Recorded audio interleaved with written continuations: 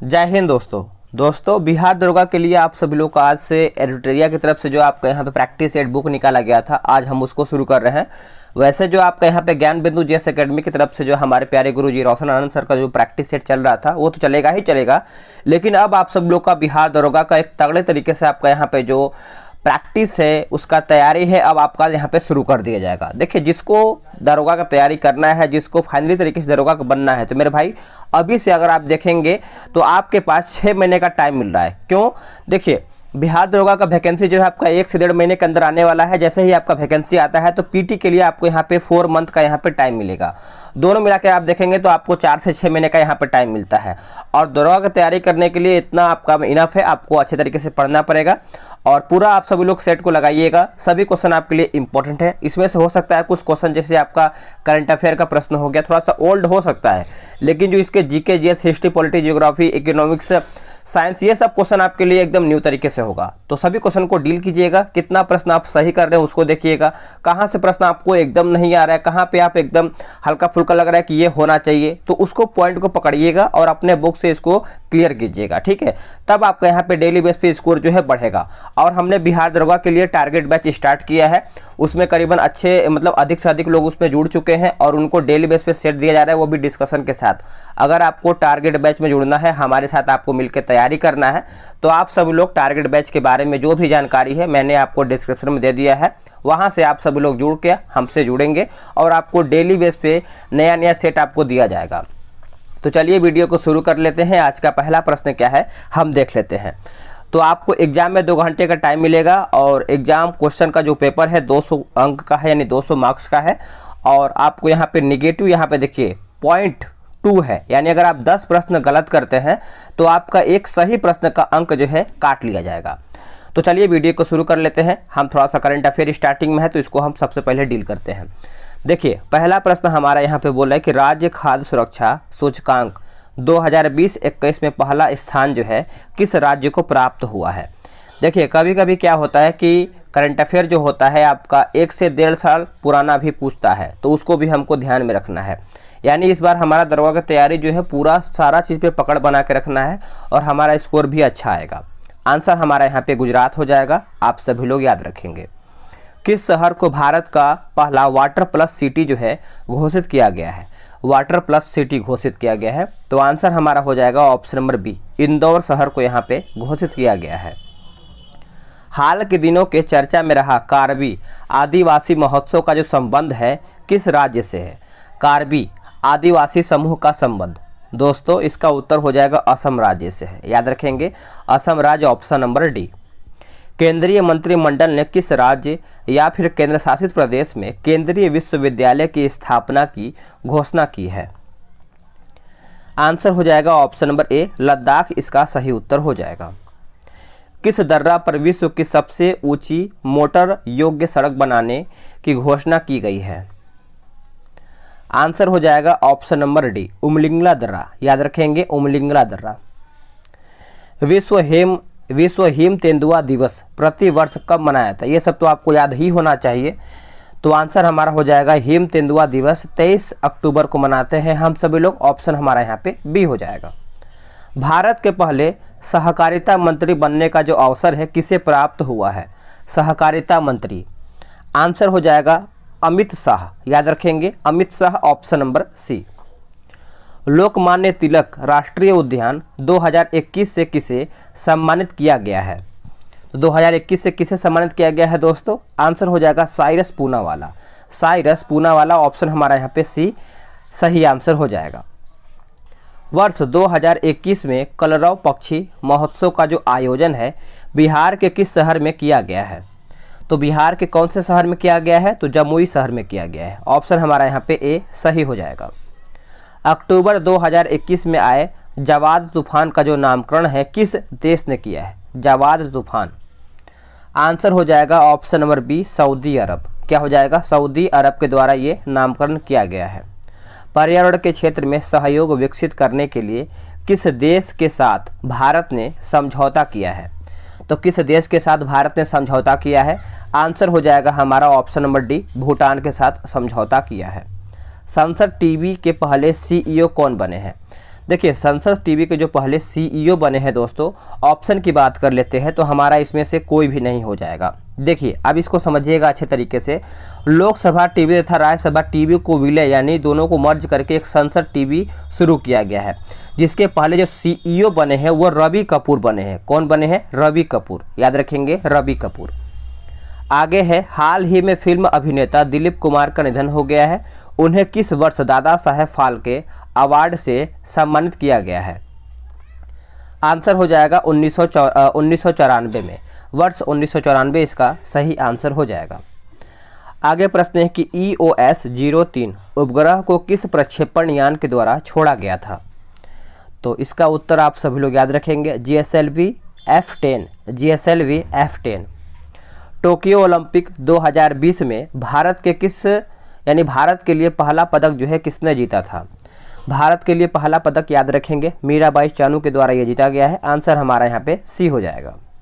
वर्ष 2021 के लिए शांति का नोबेल पुरस्कार या फिर शांति का जो नोबेल पुरस्कार है दोस्तों, किसे चुना गया है बताइएगा। देखिए इसका जो सही आंसर हो जाएगा 16 का आंसर हमारा यहाँ पे, इसका उत्तर हो जाएगा दोस्तों आपका मरिया रेसा हो जाएगा और दिमित्री मुराटोव हो जाएगा। तो आंसर हमारा यहाँ पे डी राइट आंसर हो जाएगा। आगे प्रश्न है कि 93वें ऑस्कर अवार्ड 2021 में किसे सर्वश्रेष्ठ फिल्म हेतु चुना गया है? देखिए इसका उत्तर आप सभी लोग याद रखेंगे, नोमैडलैंड जो है इसका सही उत्तर हो जाएगा। आंसर हमारा यहाँ पे ए राइट हो जाएगा। वैश्विक शांति सूचकांक 2021 में भारत का स्थान क्या है? देखिए भारत का स्थान पूछ रहा है तो यह हमारा 135 हो जाएगा। क्या हो जाएगा? 135, ऑप्शन नंबर सी। विश्व पर्यटन दिवस 2021 का विषय क्या है? जो पर्यटन दिवस है इसका विषय याद रखेंगे आपका टूरिज्म फॉर टूरिस्ट हो जाएगा। टूरिज्म, एक सेकेंड ये गलत हो जाएगा 19 का। देखिए टूरिज्म फॉर इंक्लूसिव ग्रोथ हो जाएगा। आंसर हमारा जो है 21 का आंसर हमारा यहाँ पे सी राइट हो जाएगा। केंद्र सरकार द्वारा भारत को ऊर्जा स्वतंत्र बनाने का लक्ष्य जो है कब तक रखा गया है? ये कब तक रखा गया है दोस्तों? तो ये रखा गया है 2047 तक। 2047, ऑप्शन नंबर सी राइट हो जाएगा। टाइम पत्रिका में विश्व के 100 सबसे प्रभावशाली व्यक्तियों की सूची में कितने भारतीयों को शामिल किया गया है? कितने भारतीयों को शामिल किया गया है? आंसर हो जाएगा ऑप्शन नंबर हमारा यहाँ पे बी हो जाएगा। 3 लोगों को शामिल किया गया है। तीनों का नाम याद रखेंगे, नरेंद्र मोदी हो जाएंगे, ममता बनर्जी हो जाएंगी और आधार पूनावाला हो जाएंगे। ठीक है, इसमें देखिए हमारा यहाँ पे बोल रहा है कि ये हमारा ओल्ड क्वेश्चन है तो इसको आप आराम से बना लीजिएगा। जैसे मिजोरम का, हरियाणा का, झारखंड का, गोवा का, ये सब हमारे कौन कौन राज्यपाल हैं तो आप कमेंट करके बताएंगे, पूरा सीरीज लगा करके आराम से। ठीक है, आत्मनिर्भर कृषि योजना का संबंध जो है किस राज्य से है? आत्मनिर्भर, देखिए इसका उत्तर हो जाएगा ऑप्शन नंबर सी अरुणाचल प्रदेश। अरुणाचल प्रदेश। किस मंत्रालय द्वारा सुजलम अभियान की शुरुआत की गई है? सुजलम, देखिए ये आपका हो जाएगा जल शक्ति मंत्रालय। जल शक्ति मंत्रालय, ऑप्शन नंबर बी। आगे हमारा प्रश्न है कि the fractured Himalaya India Tibet China 1949-62 पुस्तक के लेखक कौन है? तो ये जो पुस्तक के लेखक है दोस्तों निरुपमा राव। निरुपमा राव, ऑप्शन हमारा यहाँ पे ए राइट आंसर हो जाएगा। अब आते हैं हम अपने क्वेश्चन पे, US ओपन 2021 पुरुष एकल विजेता कौन है? आंसर हो जाएगा ऑप्शन हमारा यहाँ पे बी हो जाएगा डेनियल मेदवेदेव। Daniel Medvedev. अब हमारा देखिए इसमें 5 क्वेश्चन जो होता है दोस्तों ये आपका मैथ्स का क्वेश्चन होता है, तो आराम से जो लोग टारगेट बैच में जुड़ेंगे वो लोग अपना से लगा सकते हैं। अब देखिए हमारा यहाँ से GK GS का क्वेश्चन जो है स्टार्ट होता है 31 नंबर से। अब हम इसको डिस्कशन के साथ देखेंगे ताकि आपको सारा चीज़ जो है क्लियर हो पाए।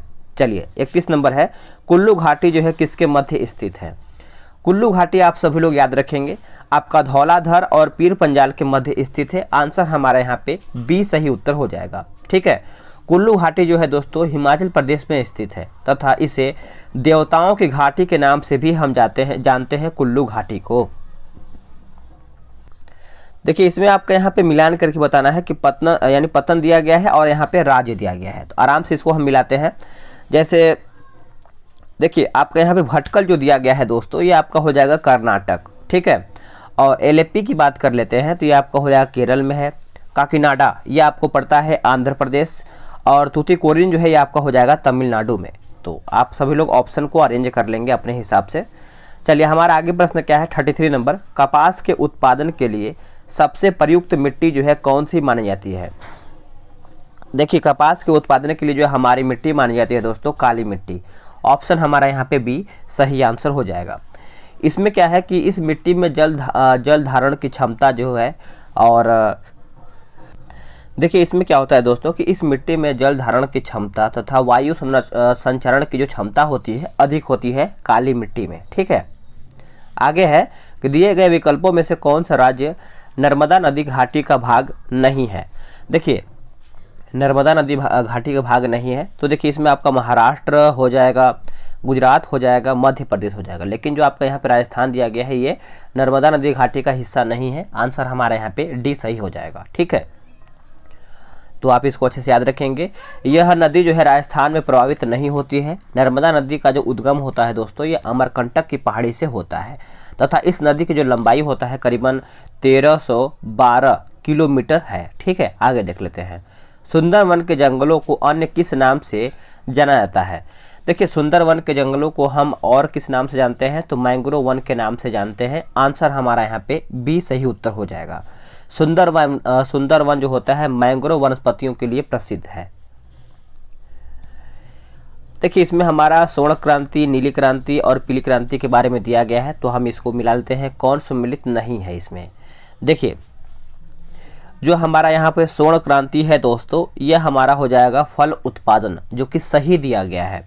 नीली क्रांति की बात कर लेते हैं तो यह आपका उर्वरक नहीं, यहाँ पे मत्स्य होना चाहिए, मत्स्य। ठीक है, और पीली क्रांति की बात कर लेते हैं तो देखिए पीली क्रांति का संबंध जो है हमारा अंडा से नहीं तिलहन से होना चाहिए। किससे होना चाहिए, तिलहन से।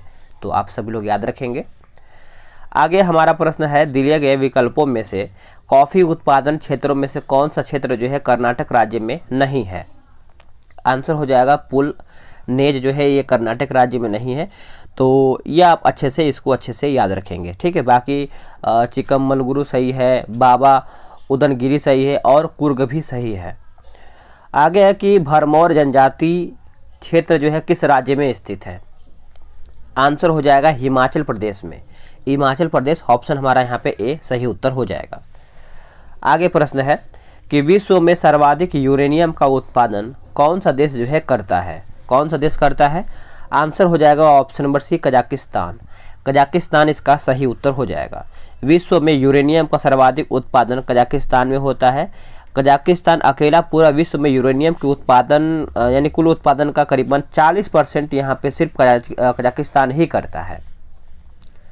भारत में कृषि को प्रभावित करने वाला मौसम का सबसे महत्वपूर्ण तत्व कौन सा है। तो ये आपका हो जाएगा वृष्टि। आराम से क्वेश्चन को बनाएंगे, वृष्टि इसका सही उत्तर हो जाएगा, नोट करेंगे। पर्यावरण संतुलन को बनाए रखने हेतु पर्यावरण संरक्षण अधिनियम को कब पारित किया गया था। तो कब पारित किया गया था, तो ये आपका 1986 जो है इसका सही उत्तर हो जाएगा, नोट करेंगे। चलिए आगे हमारा प्रश्न है निम्नलिखित विकल्पों में से किसका मिलान सही नहीं, यानी कौन सा इसमें मिलान जो है गलत है। देखिए काजीरंगा जो है हमारा राष्ट्रीय उद्यान असम में सही है। घाना पक्षी बिहार जो है दोस्तों ये आपको राजस्थान में पड़ता है, ये भी सही है। कान्हा राष्ट्रीय उद्यान ये आपको मध्य प्रदेश में पड़ता है, ये भी सही है। डी गलत है। दुधवा राष्ट्रीय उद्यान ये हमारा छत्तीसगढ़ में नहीं यूपी में पड़ता है, उत्तर प्रदेश में। ठीक है, दुधवा को याद रखेंगे सभी लोग। निम्न में से कौन जैव विविधता का सबसे महत्वपूर्ण घटक है। जैव विविधता का, देखिए जैव विविधता की अगर हम बात कर लेते हैं तो हमारे हिसाब से आंसर जो है दोस्तों आपका पारिस्थितिकीय तंत्र हो जाएगा। पारिस्थितिकीय तंत्र ऑप्शन हमारा यहाँ पे बी हो जाएगा। जैव विविधता का सबसे महत्वपूर्ण घटक पारिस्थितिकीय तंत्र निर्वहन है। जैव विविधता का यह कार्य जो है विभिन्न स्तरों पर किया जाता है। आगे है कि रामसर सम्मेलन जो है संबंधित है किससे। रामसर सम्मेलन दोस्तों इसका सही उत्तर हो जाएगा, ऑप्शन हमारा सी हो जाएगा, आर्द्र भूमि से है। किससे है, आर्द्र भूमि इसका सही उत्तर हो जाएगा। आप सभी लोग याद रखेंगे। दिए गए विकल्पों में से कौन वैश्विक तापन के लिए उत्तरदायी नहीं है, बताइए। आंसर हो जाएगा ऑर्गन। ऑर्गन जो है आपका वैश्विक तापन के लिए उत्तरदायी नहीं है, बाकी जलवाष्प है, मीथेन है। यदि किसी वस्तु की मांग की ऋणात्मक आय लोच है और धनात्मक मूल्य लोच है तो वस्तुएं किस प्रकार की हैं। वस्तुएं जो है आपका निम्न स्तरीय वस्तु होती हैं। निम्न स्तरीय वस्तु ऑप्शन नंबर सी। किसी देश के राष्ट्रीय आय का निर्धारण करने के लिए निम्न में से कौन सी पद्धति जो है प्रयोग में नहीं लाई जाती है। उत्तर हो जाएगा हमारा ऑप्शन नंबर ए, निवेश पद्धति। देखिए निवेश पद्धति जो है इसका सही उत्तर हो जाएगा, ये आपका नहीं लाए थे। बाकी उत्पादन पद्धति सही है और आगत पद्धति सही है, आय पद्धति भी सही है। आगे है कि भारतीय औद्योगिक विकास बैंक की स्थापना जो है कब किया गया था? तो ये किया गया था 1964 में, वर्ष 1964, ऑप्शन नंबर बी। आगे प्रश्न है, निम्नलिखित में से किस संस्था के द्वारा भारतीय आर्थिक समीक्षा रिपोर्ट को जारी किया जाता है? देखिए इसका जो सही आंसर हो जाएगा ऑप्शन हमारा यहाँ पे बी हो जाएगा, वित्त मंत्रालय। वित्त मंत्रालय समझिएगा। देखिए आर्थिक समीक्षा में बजट अवधि से पूर्व के वर्ष के आंकड़ों के अनुमानों को समाविष्ट किया जाता है। तो आप इस पॉइंट को अच्छे से याद रखेंगे। दिए गए विकल्पों में से किस पंचवर्षीय योजना की अवधि जो है 4 वर्ष की थी? अब देखिए कहने को तो यहाँ पे 4 वर्ष का है, तो आप इसको याद रखेंगे। 5वीं पंचवर्षीय 5 नंबर का है, लेकिन इसका अवधि जो है 4 वर्ष का है, तो आप इसको ऐसे याद रख सकते हैं। ठीक है, आंसर जो है हमारा यहाँ पे सी हो जाएगा। और इसका जो कार्य अवधि है ये भी आप अच्छे से याद रखेंगे, ये आपका 1974 से लेकर के 1978 तक इसका कार्य अवधि रहा है। चलिए नेक्स्ट प्रश्न हमारा है 51 नंबर। देखिए भौतिक राशियां दिया गया है और यहाँ पे इसका मात्रक दिया गया है। जैसे त्वरण की बात कर लेते हैं तो मीटर प्रति सेकेंड स्क्वायर हो जाएगा, बल का आपका यहाँ पे न्यूटन हो जाएगा, कार्य का आपका यहाँ पे जूल हो जाएगा और आवेग का आपका न्यूटन प्रति सेकेंड हो जाएगा। ठीक है, किसी लटके हुए कालीन को जब छड़ी से पीटा जाता है तो धूल के कण उससे बाहर निकल जाते हैं, किस कारण से? आंसर हमारा यहाँ पे जड़त्व के कारण, याद रखेंगे जड़त्व के कारण से इसका धूल जो है बाहर निकलते हैं। सार्वत्रिक गुरुत्वाकर्षण नियतांक का मान होता है, आंसर हो जाएगा ऑप्शन हमारा यहाँ पे डी, राइट हो जाएगा। सर्वाधिक प्रत्यास्था वाला पदार्थ निम्नलिखित में से कौन सा है? प्रत्यास्था वाला पदार्थ, आंसर हो जाएगा दोस्तों ऑप्शन नंबर डी, क्वार्टर्ज। इसका आंसर हमारा यहाँ पे डी हो जाएगा। विश्व स्वास्थ्य संगठन के अनुसार कितना तीव्रता यानी डेसिबल से अधिक की ध्वनि मानव स्वास्थ्य पर नकारात्मक प्रभाव डालती है? देखिए इसका आंसर आपका हो जाएगा 75 डेसिबल, 75 से अधिक। ठीक है, चलिए आगे हमारा प्रश्न है क्या है 56 नंबर। देखिए बोला कि विशिष्ट ऊष्मा के संबंध में निम्न में से कौन सा कथन जो है सत्य नहीं है, यानी गलत कौन सा है? तो देखिए इसका आंसर जो है हमारा दोस्तों ऑप्शन नंबर ए गलत हो जाएगा। विशिष्ट ऊष्मा पदार्थ की प्रकृति पर निर्भर नहीं करती, यही हमारा गलत हो जाएगा। जो सही है उसको देख लेते हैं। जैसे किसी पदार्थ के विभिन्न द्रव्यमानों की विशिष्ट ऊष्मा जो है समान होती है। इसका मात्रक जूल प्रति किग्रा केल्विन होता है। इसका मात्रक किलो कैलोरी प्रति किलोग्राम डिग्री यानी सेल्सियस पे होता है। तो आप इसको अच्छे से याद रखेंगे। ठीक है, चलिए आगे हमारा प्रश्न है क्वेश्चन नंबर 57 नंबर। निम्नलिखित में से कौन एरोसोल की उदाहरण जो है नहीं है? एरोसोल का उदाहरण नहीं है। तो एरोसोल का जो उदाहरण दोस्तों नहीं होता है, ये आपका जल में तेल, ये आपका नहीं होता। बाकी धुंध होता है, कोहरा होता है, बादल होता है, ये सब हमारा एरोसोल का उदाहरण होता है। तो आप इसको अच्छे से याद रखेंगे। यहाँ पे देखिए आविष्कार दिया गया है और आपका यहाँ पे आविष्कारक दिया है, यानी कौन किसका आविष्कार किया है। जैसे न्यूट्रॉन की बात कर लेते हैं तो जेम्स चैडविक। ये क्वेश्चन जो है कई बार प्रैक्टिस सेट में देखने को मिलता है। यही 4 आपका यहाँ पे दिया होता है। तो ये चारों को आप अच्छे से याद कर लेंगे, जिसको याद नहीं है। वैसे बहुत लोग को यहाँ पे याद भी होगा। इलेक्ट्रॉन की बात कर लेते हैं तो जे थॉम्सन हो जाएगा। प्रोटॉन का आपका यहाँ पे गोल्ड स्टीन हो जाएगा और परमाणु नाभिक का आपका रदरफोर्ड हो जाएगा। सोडियम के एक परमाणु में कोर इलेक्ट्रॉन की संख्या क्या है? कोर इलेक्ट्रॉन की संख्या जो है आपका यहाँ पे 10 हो जाएगा। ऑप्शन हमारा यहाँ पे सी हो जाएगा।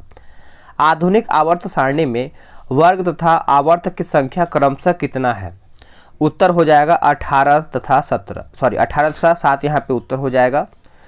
निम्नलिखित में से कौन हाइड्रा अम्ल के उदाहरण है? हाइड्रा अम्ल के उत्तर हो जाएगा HCl। HCl जो है इसका सही उत्तर हो जाएगा। लाल सिंदूर या रेड लेड का रासायनिक सूत्र क्या है? बताइएगा। देखिए इसका जो सूत्र होता है दोस्तों आपका Pb3O4 हो जाएगा, Pb3O4। ठीक है, आगे की बॉयल, चार्ल्स एवं अवोगाद्रो का प्रतिपादित गैसीय नियमों का संयुक्त रूप क्या कहलाता है? तो जो संयुक्त रूप होता है ये आपका होता है दोस्तों आपका आदर्श गैस नियम। आदर्श गैस नियम ऑप्शन नंबर सी। जीवाणु विज्ञान का जनक जो है किसे माना जाता है? देखिए जीवाणु की अगर हम बात कर लेते हैं तो आंसर हमारे यहाँ पे लुई पास्चर हो जाएगा। लुई पास्चर व आंसर हमारे यहाँ पे ए राइट आंसर हो जाएगा। नेक्स्ट प्रश्न है, देखिए बोला कि एक बीजीय पत्ती पादपों के लिलिएसी कुल में शामिल पादप निम्न में से कौन है? लिलिएसी कुल के, तो लिलिएसी में आपका यहाँ पे प्याज हो जाएगा। ऑप्शन हमारा यहाँ पे ए सही उत्तर हो जाएगा। देखिए अगर हम म्यूजेसी कुल में करीबन आपका यहाँ पे केला होता है और पाल्मी, ये सब अगर देखा जाए तो पाल्मी कुल में आपका यहाँ पे नारियल होता है। तो ये सब आप अच्छे से याद रखेंगे। निम्नलिखित में से कौन सा जीव मोलस्का संघ के अंतर्गत नहीं आता है? मोलस्का के अंतर्गत कौन सा नहीं आता है? तो केचुआ। केचुआ जो है मोलस्का के अंतर्गत नहीं आता है, आप इसको याद रखेंगे। और जो केचुआ होता है दोस्तों ये आपका एनेलिडा के संघ के अंतर्गत आता है। बाकी जो हमारा मोलस्का के अंतर्गत सीप आता है, ऑक्टोपस आता है, घोंघा भी आता है। आगे है कि माइटोकॉन्ड्रिया का रासायनिक संगठन में निम्नलिखित में से किसकी मात्रा जो है सर्वाधिक होती है? तो ये आपका प्रोटीन हो जाएगा। क्या हो जाएगा? Protein, option number A. Plasma के संबंध में कौन सा कथन सही नहीं है? कौन सा कथन जो है गलत है? देखिए इसमें रक्त कणिकाएं होती हैं, यही हमारा गलत हो जाएगा। प्लाज्मा में रक्त कणिकाएं नहीं होता है, बाकी यह रक्त का तरल मैट्रिक्स होता है, यह रंगहीन होता है, इसमें फाइब्रिनोजेन प्रोटीन पाई जाती है, ये भी सही है। हेपेटाइटिस बी एक संचारी रोग है जो मुक्त रूप से किस अंग को संक्रमित करता है? उत्तर हो जाएगा ऑप्शन नंबर बी, यकृत जो है इसका सही आंसर हो जाएगा। निम्नलिखित में से कौन सा मस्तिष्क का मुख्य सोचने वाला भाग है? देखिए जो सोचने वाला भाग होता है दोस्तों 70 का आंसर आपका यहाँ पे प्रमस्तिष्क हो जाएगा। क्या हो जाएगा? प्रमस्तिष्क, ऑप्शन नंबर बी। संविधान सभा द्वारा भारत को संविधान देने का जो प्रस्ताव है कब पारित किया गया था? Very important. देखिए ये कब प्रस्ताव जो है पारित किया गया था? आंसर हो जाएगा जनवरी 1947 में। जनवरी 1947, ऑप्शन नंबर सी।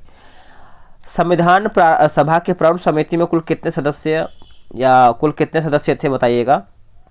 तो प्रारूप समिति की अगर हम बात कर लेते हैं तो आंसर जो है हमारा यहाँ पे 72 का जो है सी हो जाएगा 7। अब सातों का नाम याद रखिए क्योंकि देखिए सातों का नाम बहुत कम लोग को याद होता है।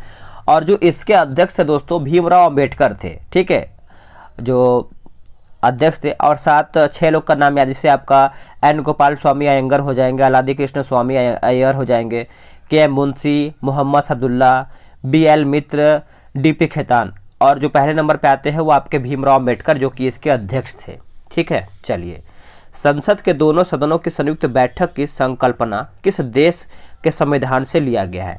जो संसद की सदनों की जो संयुक्त बैठक की जो संकल्पना है ये कौन से देश के संविधान से लिया गया है?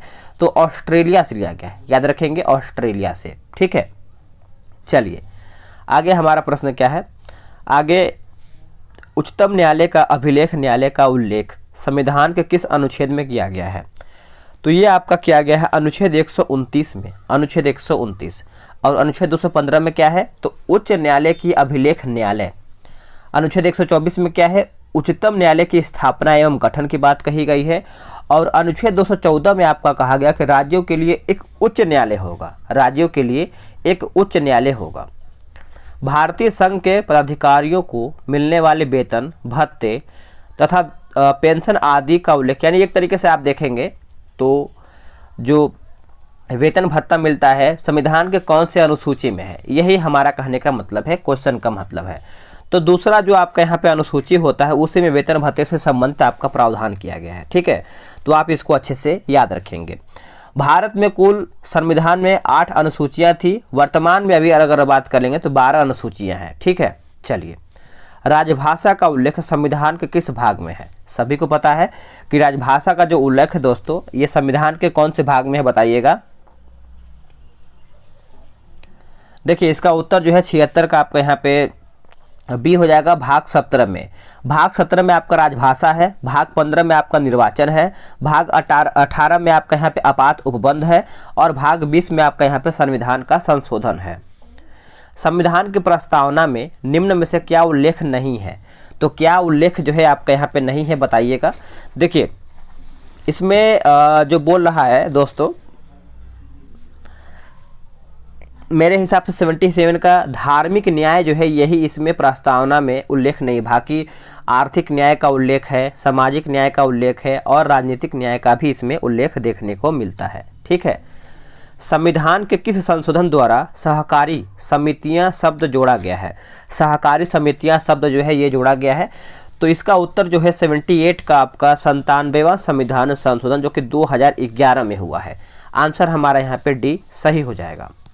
संविधान की विशेष सूची में दिए गए विषयों के अतिरिक्त विषय पर कानून कौन बना सकता है? तो सिंपल सा बात है, ये संसद ही बनाता है। आंसर हमारा यहाँ पे ए सही उत्तर हो जाएगा। निम्नलिखित में से किस संस्तुति पर भारतीय संविधान में मौलिक कर्तव्य को शामिल किया गया है? तो देखिए, स्वर्ण सिंह समिति की अगर हम बात कर लेते हैं तो इन्हीं के संस्तुति पर भारतीय संविधान में मौलिक कर्तव्य को इसमें शामिल किया गया है। आंसर हमारा यहाँ पे ए सही आंसर हो जाएगा। भारत के राष्ट्रपति पर महाभियोग कैसी प्रक्रिया है? तो ये बहुत सारा सेट में आपको मैंने क्वेश्चन करवा दिया है। ये आपका एक अर्ध न्यायिक प्रक्रिया माना जाता है। आंसर हमारा यहाँ पे डी हो जाएगा। पंचायत चुनाव कराने हेतु निर्णय किसके द्वारा लिया जाता है?